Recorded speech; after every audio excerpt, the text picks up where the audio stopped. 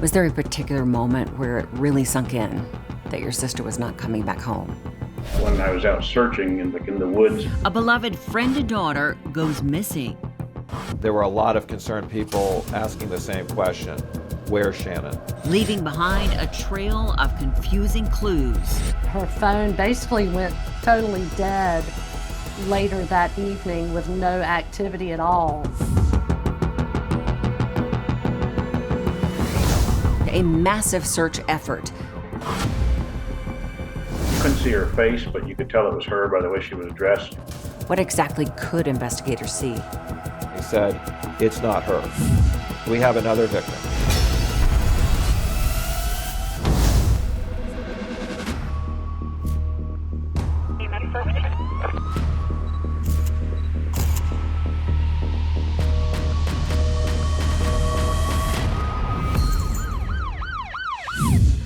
Hi, I'm Nancy O'Dell. Today's Crime Exposé takes us to Wilmington, North Carolina.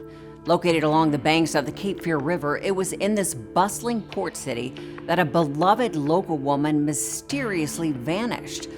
Residents and law enforcement rallied together to launch a massive search effort, but no one could have imagined where her final steps would lead them or the dark secrets they would reveal.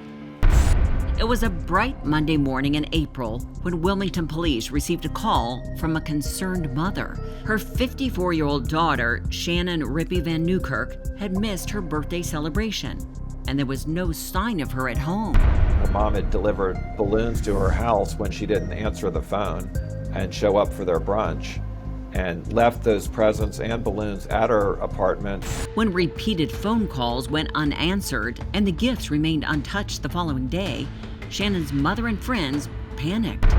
There was nothing in the area hospitals or any banking activity or anything else that would show that she was doing anything. And so her mom, she became more and more concerned.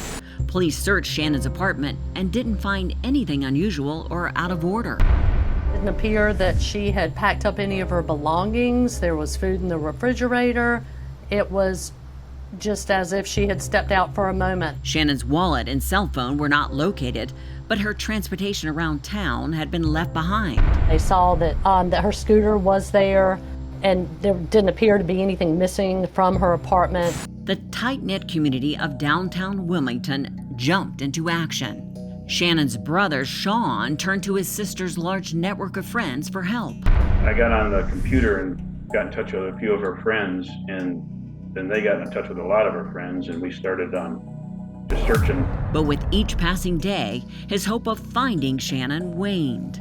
Was there a particular moment where it really sunk in that your sister was not coming back home? Yeah, I don't remember the exact moment, but I know that when I was out searching in the woods, it kind of felt that way. Shannon was well known and well liked in Wilmington. She was a loyal friend. I mean, if she was your friend, she was there thick and thin. It made her disappearance all the more shocking. There were a lot of concerned people asking the same question: where's Shannon? She was a constant fixture in the community doing landscape design for a local company, Mott Landscaping. Investigators learned her work had been a source of joy for Shannon, but emotionally, it had its challenges. Shannon actually worked for Steve Mott, who she was also dating at the time. They kind of had a love-hate relationship at times, where they'd argue and then they'd be fine. Mott had not been seen during any of the search parties, and friends and family recalled Shannon saying she was hoping to see him on Saturday night, the night before her birthday. Planning on seeing her boss that evening to go to dinner. She was last seen, I believe, in a bar downtown called The Husk, where she had met a friend, Dawn, for drinks, and that was the last anybody that knew her had seen her. Dawn stayed at the bar until she had to go back to work at around 4:45, and Shannon lingered a little longer. She tried to have plans with Mott. They were dating intermittently, and she was calling him quite frequently. Dawn recalled Shannon calling Mott to confirm their plans, but what transpired during that conversation is what intrigued investigators. He was one of the only people who stopped calling her immediately after she went missing.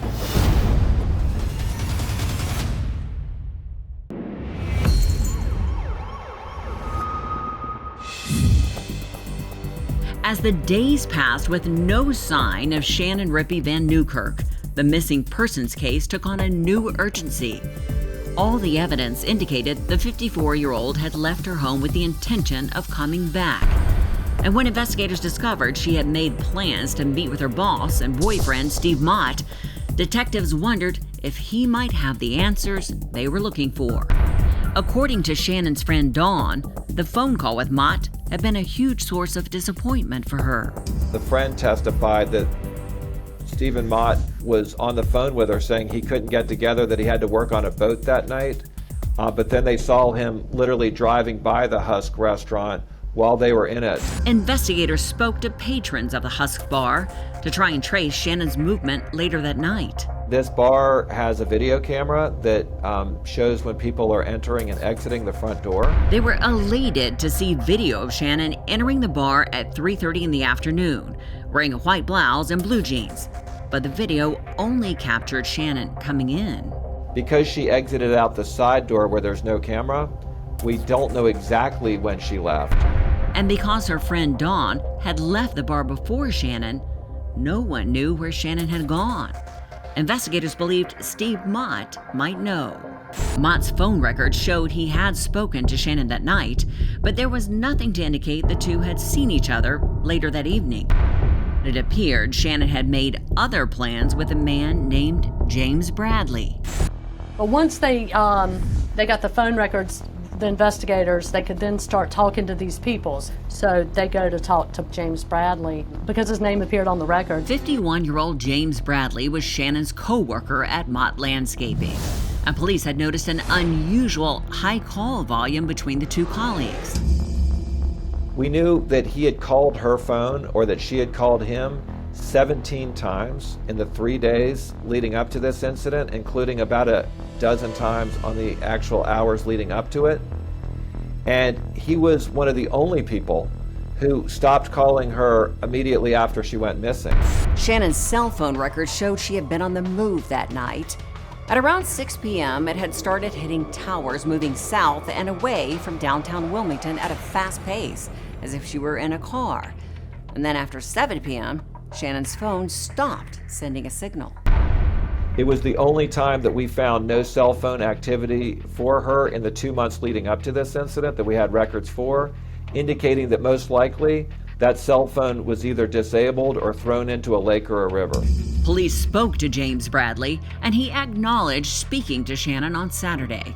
He told investigators they had become good friends at work, but he had not seen her since Thursday of that week. He was one of the very few people that stopped calling her after she was missing. Why would he be a good friend and not engage in the search for her? And why would he not be the one continuing to call her if he had called her so much leading up to it? Police compared Shannon's phone activity to Bradley's, and a disturbing pattern emerged. Both were hitting the same towers at the same time and moving south towards Bradley's home. This is after he had initially said that he had no other contact with her. So now we know he's lying. I think you're in line, you're right. I don't understand why you... I was shocked. Again, this whole thing's been shocking.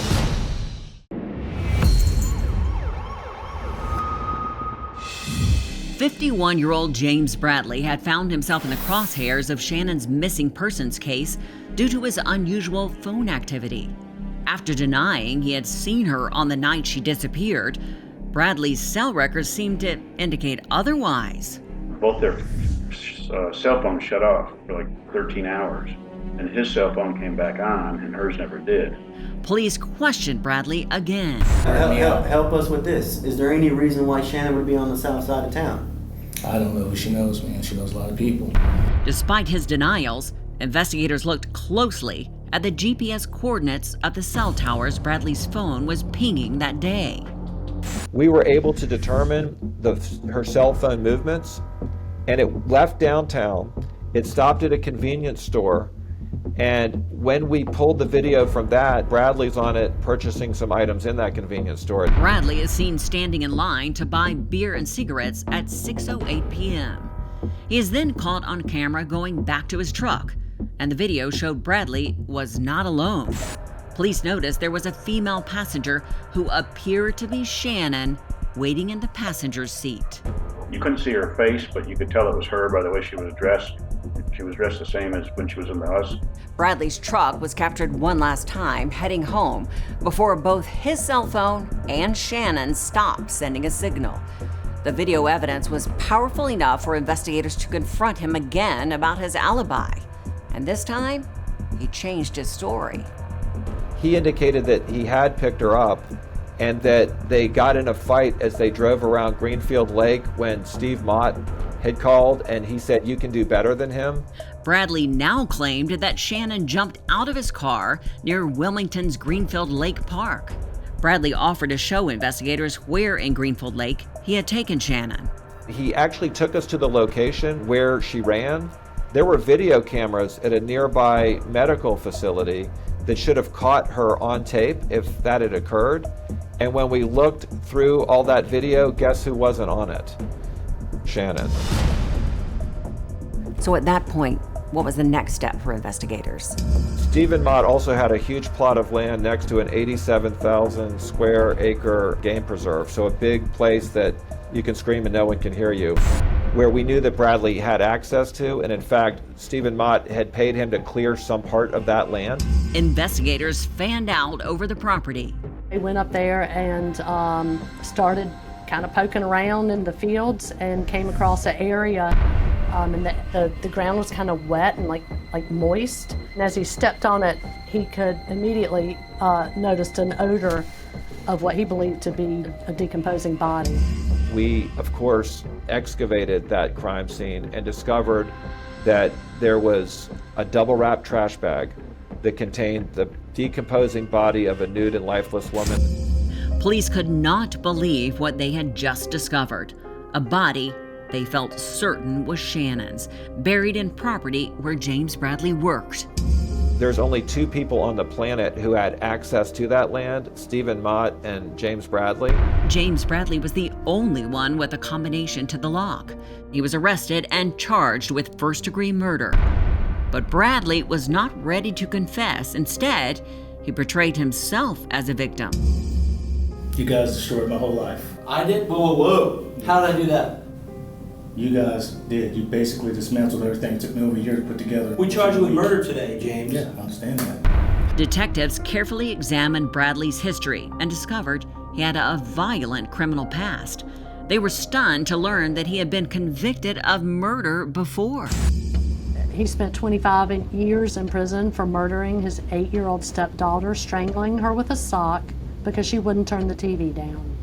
He staged her death as if to make it look like she had been kidnapped from the bus stop. Bradley received a life sentence for the crime, but had been released on parole a year before Shannon went missing. Bradley was held without bond while prosecutors decided whether to seek the death penalty. The community now knew that not only was James Bradley charged with Shannon Rippy's first-degree murder, but that he had killed before.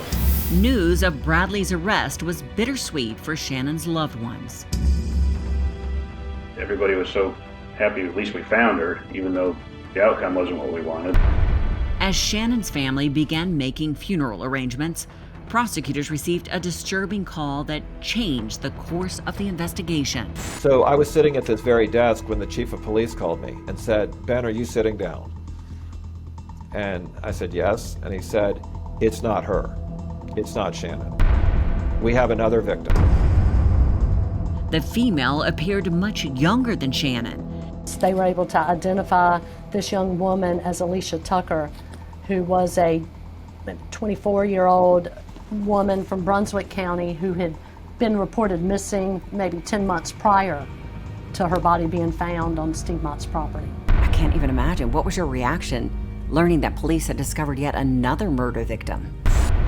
Who is Alicia Tucker and why has she been bound naked and buried out here on Steve Mott's property? Does she have any connection to James Bradley? And who else has he killed? I think those were the concerns. Certainly has the look of a serial killer. Detectives learned 33-year-old Alicia Tucker had last been seen a year before Shannon disappeared and was known to spend time with James Bradley. Now here she was, duct taped in a fetal position, having been murdered much like Ivy Gibson had been left 25 years earlier.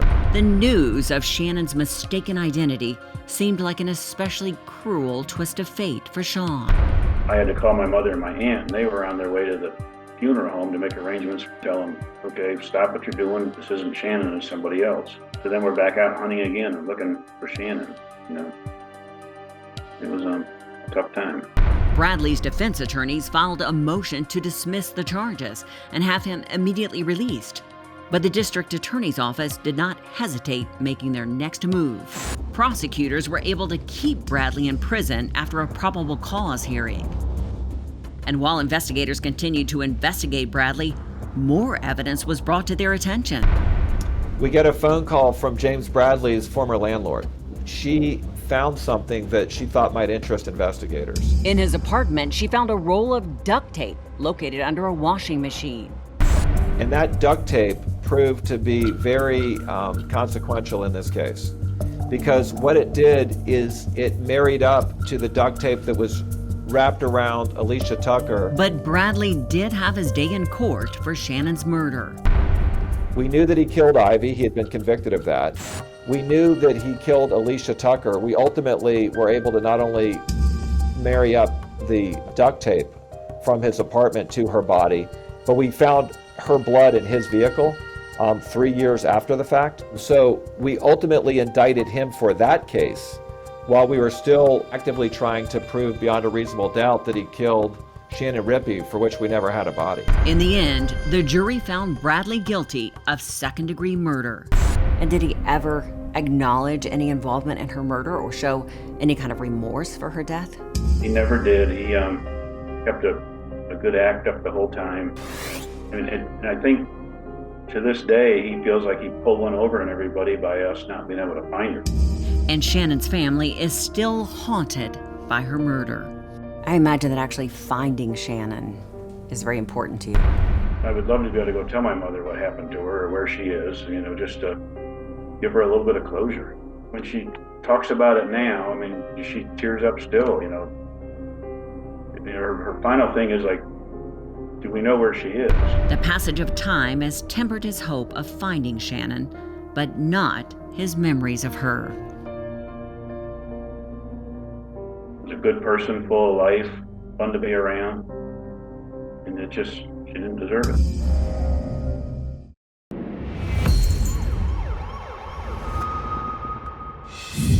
In 2019, James Bradley was convicted of first-degree murder for Alicia Tucker's death.